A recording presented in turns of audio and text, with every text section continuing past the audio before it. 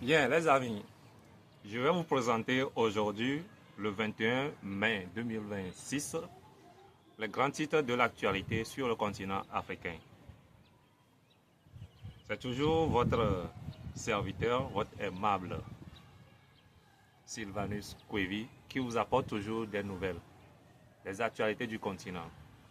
Bien, nous allons parler un peu du sommet nucléaire à Kigali. Kigali se trouve à Rwanda. Et depuis le 18 mai 2026, il y a un sommet qui se déroule chez eux là-bas. Et il s'agit du sommet NEISA 2026 sur l'innovation nucléaire civile qui s'achève au Rwanda. D'accord. Les discussions ont porté sur le déploiement des petits réacteurs nucléaires et la coopération régionale pour soutenir l'industrialisation du continent. Vous comprenez quelque chose là, non? L'Afrique du Sud, jusqu'à nos jours, c'est l'Afrique du Sud seule qui dispose d'une centrale nucléaire. Et cette centrale reste toujours opérationnelle. Donc, on peut dire que sur le continent africain, il n'y a pas vraiment aucun pays qui en dispose. Seule l'Afrique du Sud. Et il est à noter que actuellement, l'Égypte construit une centrale à 4 réacteurs, dont le premier réacteur sera opérationnel en 2000 ou bien à partir de 2028. Des fois, quand on parle du centrale nucléaire, la plupart des gens pensent aux bombes nucléaires. Or, ce n'est pas ça. Et quand nous parlons de centrale nucléaire civile, on veut faire référence à l'énergie électrique. Et de nos jours, nous savons que l'énergie électrique a plusieurs sources. On a l'énergie électrique éolienne qui provient du vent. Nous avons l'énergie électrique hydraulique qui vient de l'eau. Nous avons également l'énergie électrique solaire qui provient de l'énergie solaire également. Et en dehors de ça, nous avons également l'énergie électrique nucléaire. Donc, nous, on peut passer par des réacteurs nucléaires pour avoir l'énergie électrique, pour alimenter la population, c'est-à-dire les ménages, pour alimenter également les industries. Donc, pour encourager l'industrialisation et avoir des centrales nucléaires dans ce sens bien précis, les acteurs politiques industriels ont décidé d'organiser un sommet à Kigali qui porte sur ce sujet en question. Et le sommet a pris fin aujourd'hui. Ça a pris fin aujourd'hui. D'accord? Bien, nous allons parler ensuite de la crise au Soudan. La crise au Soudan. Les forces de soutien rapide, FSR, intensifient leur attaque de drones autour de Khartoum, visant notamment l'aéroport et des zones civiles. L'armée contrôle la capitale, tandis que les paramilitaires dominent Darfour et une partie de Kordofan. La guerre reste dans une impasse. Les crises armées sur le continent, ça devient de plus en plus très sérieux. Jusqu'alors, Soudan n'a pas encore trouvé de solution pour cette crise militaire. Les militaires contrôlent une partie du pays qui est la capitale, et les paramilitaires aussi contrôlent l'autre partie, quelques villes.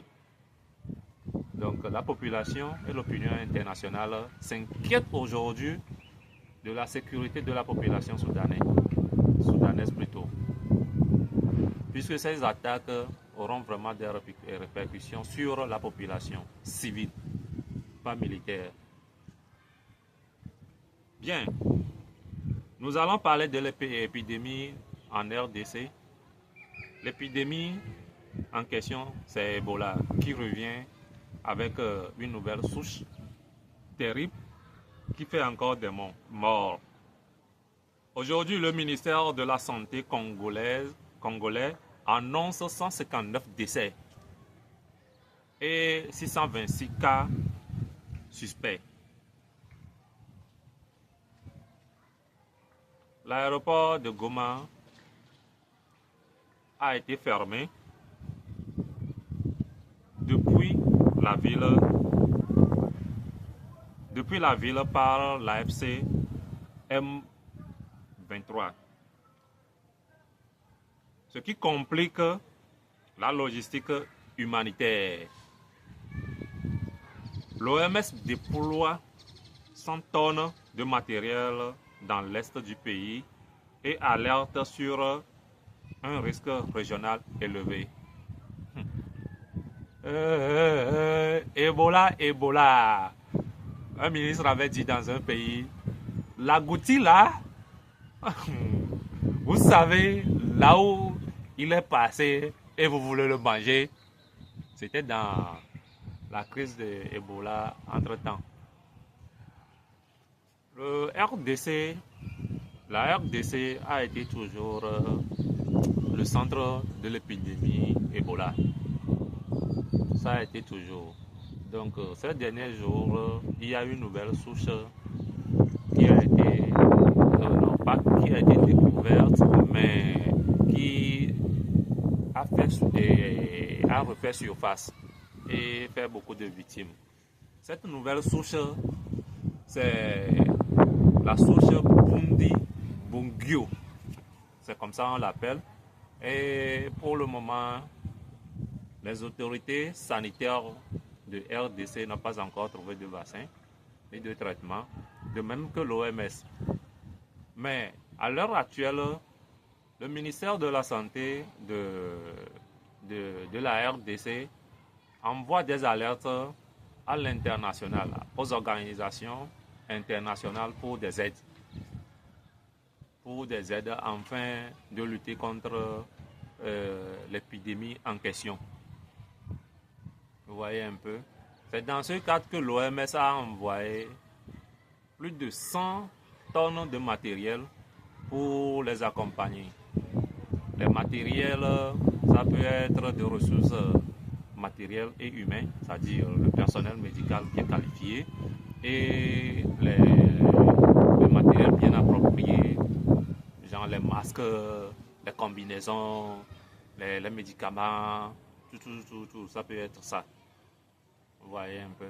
Donc, c'est-à-dire, de nos jours ou bien jusqu'à aujourd'hui, le ministère de la Santé de RDC compte 159 morts, des morts causées par ce virus Ebola et plus de 626 cas suspects. Donc, l'Organisation mondiale de la santé voit que la tournure dont prend l'épidémie en question peut s'élargir du niveau régional. C'est-à-dire ça peut passer de RDC Congo pour aller dans d'autres pays. On est sans savoir que l'Ouganda est juste proche d'eux. Eux aussi vivent la même épidémie. Ça leur touche. Ça peut s'élargir sur les pays voisins, voire au-delà de ça. Donc, restons toujours en alerte et quand nous avons des cas suspects, alertons immédiatement des services de santé qui sont proches de nous. Et lavons toujours nos mains avant tout contact ou bien avant de manger et faire quoi que ce soit. Toujours et toujours. Bien, nous irons plutôt à Zambie, où nous sommes dans le temps des élections présidentielles.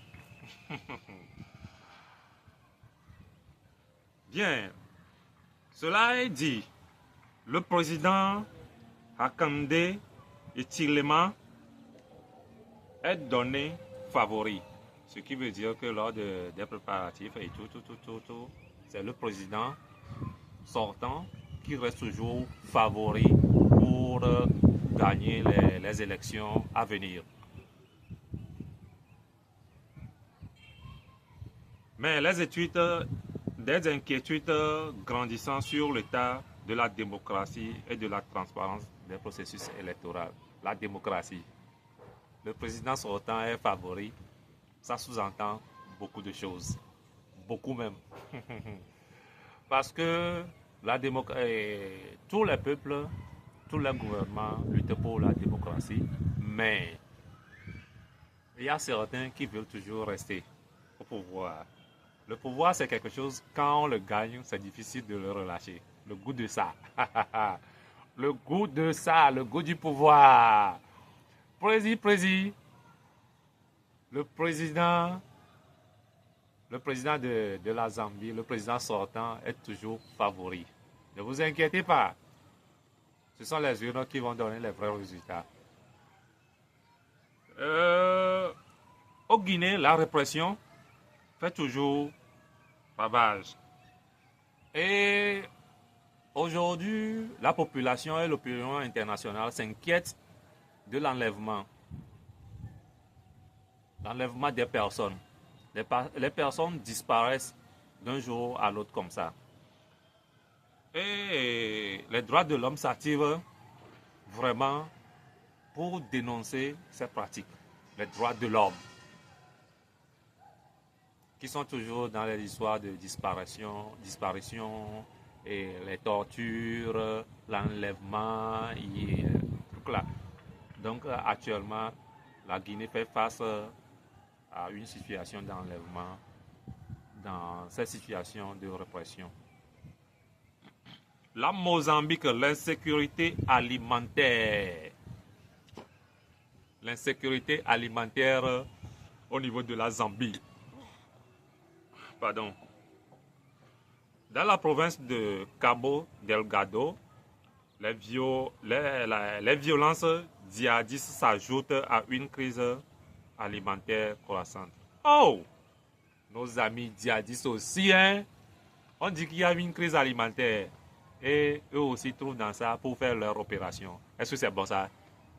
C'est bon ça. En tout cas, moi je parle beaucoup, hein. Je parle beaucoup. Je ne peux pas avoir faim et vivre encore une dépression à cause du terrorisme. Donc, s'il vous plaît, les amis djihadistes, laissez-nous. On va trouver à manger d'abord. S'il vous plaît.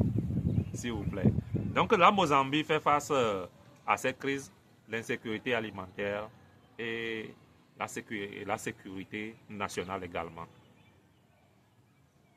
Bien, au niveau du Sénégal,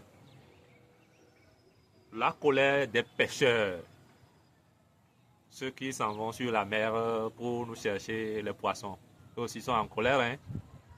Eux aussi sont en colère. Ils ne devaient même pas être en colère parce que c'est eux qui s'en vont nous trouver des poissons. Et qu'est-ce qui se passe? L'autorité des navires industriels dans la zone côtière provoque la colère des pêcheurs artisanaux qui dénoncent une menace pour leurs moyens de subsistance. Vous savez ce qui se passe là-bas? Il y a des navires bien industrialisés qui font la pêche. Or, il y a nos parents, petits pêcheurs aussi, qui vont sur la mer pour chercher de quoi manger, de quoi s'occuper de la maison, tout. Mais tant que les gros navires là, industrialisés sont toujours sur la mer en train de pêcher, eux, les pêcheurs artisanaux n'ont pas vraiment de la chance. N'ont pas vraiment de la chance pour pouvoir avoir leur butin et subvenir aux besoins de leur famille.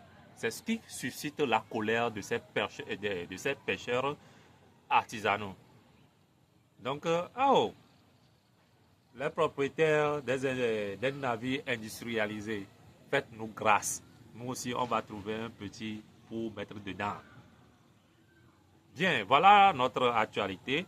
Je vais vous lister encore les grands points de ce que nous avons développé aujourd'hui.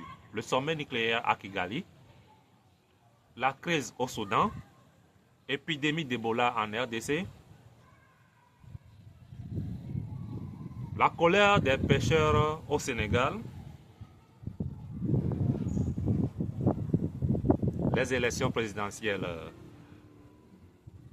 au Zambie, la répression à la Guinée, l'insécurité alimentaire au niveau de la Mozambique.